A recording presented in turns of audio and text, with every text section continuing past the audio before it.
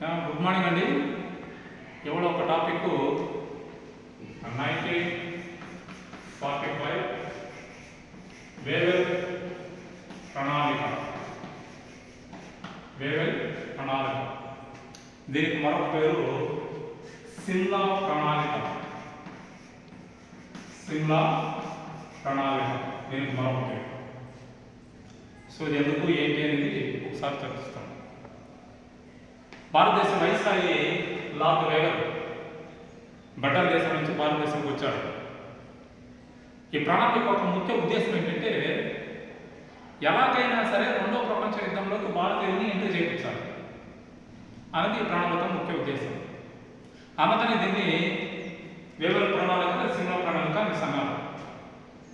So ఇందులో 14 మామూలుగా వచ్చిన తర్వాత ఐఎన్సి, ఇండియన్ నేషనల్ కాంగ్రెస్ మరియు ముస్లిం లీగ్ మధ్య కొన్ని విభేదాలు ఉన్నాయి. వాటి ఎలాగైనా రూపుమాపి మనము దీంట్లో విజయం సాధించాలని వేవెల్ అనుకున్నాడు.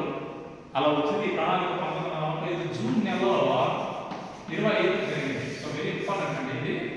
జూన్ నెలలో 25 జరిగింది. సరే, ఏంటి ఈ ప్రణాళికలో ఉన్న కొన్ని ముఖ్యమైన అంశాలు ఏంటంటే బ్రిటిష్ ప్రభుత్వం కొలిక్కి వచ్చింది.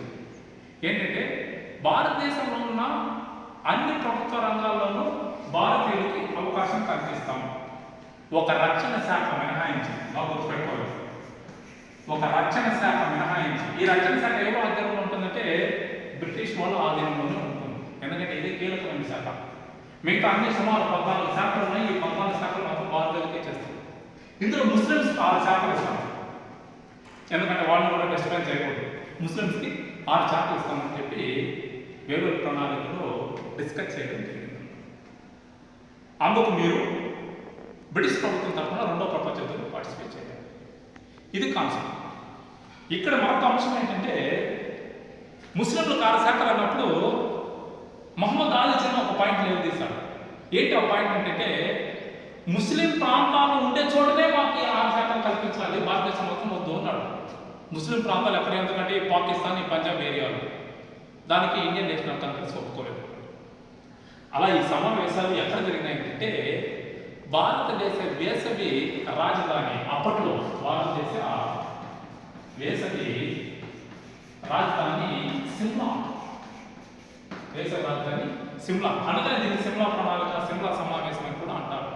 అక్కడ వేసవి రాజధానిలో సిమ్లాలో జరిగిందన్నమాట ఈ చర్చలు. ఈ చర్చలు జరిగినప్పుడు ఆ చర్చల్లో ఈ కాన్సెప్ట్ ముందుకు వచ్చింది. దీనికి భారత ప్రభుత్వం ఒప్పుకోలేదు. ఒకవేళ ఈ రక్షణ శాఖలు మినహాయించి మిగతా శాఖలను మిగిస్తే వీటో అధికారం బ్రిటిష్ ప్రభుత్వం చేతిలోనే ఉంటుంది. వీటో అధికారం బ్రిటిష్ ప్రభుత్వం చేతిలోనే ఉంటుంది అని చెప్పి బ్రిటిష్ ప్రభుత్వం ఒక స్టేట్మెంట్ మనకి కేటాయించింది. కానీ ఇది అనుకున్న విజయాన్ని సాధించకపోయాడు. అలాగే ఈ ప్రణాళిక సమావేశమైన గాంధీ గారికి మనకి ఒక ఆజాం సంథింగ్ ఏదో ఉందండి, ఇది గుర్తు రావట్లేదు. ఆజాం అనే బిరుదుని గాంధీ గారికి, అంటే ఆజాం అంటే లీడర్ అండి, మనం మన తప్పు అనుకోకూడదు. ఆజాం అంటే లీడర్. సో బిరుదుని కూడా పెట్టడం జరిగింది. మౌలానా అబుల్ కలాం ఆజాద్ సిద్ధాంతాన్ని వ్యతిరేకించాలి ఈ సందర్భంలో. కానీ ఏది ఏమైనా సిమ్లా ప్రణాళిక లేదా వేవెల్ ప్రణాళిక వాళ్ళు బ్రిటిష్ వాళ్ళు అనుకున్నది సాధించలేకపోయారు, కానీ భారతదేశానికి స్వతంత్రం రావడానికి ఒక ముందడుగు పడుతుందనే దాంట్లో ఎలాంటి సందేహం లేదు. సో ఆ విధంగా మనకి 1945లో సిమ్లా ప్రణాళిక అనేది జరిగిందండి. సో ఇది ఈనాటికి ఉన్న ఒక అంశం. నెక్స్ట్ క్లాస్లో మనకి క్యాబినెట్ రాయబారం అన్నది ఏంటి, దాంట్లో ముఖ్య అంశాలు ఏంటి, దాని గురించి చర్చిస్తాం. Thank you.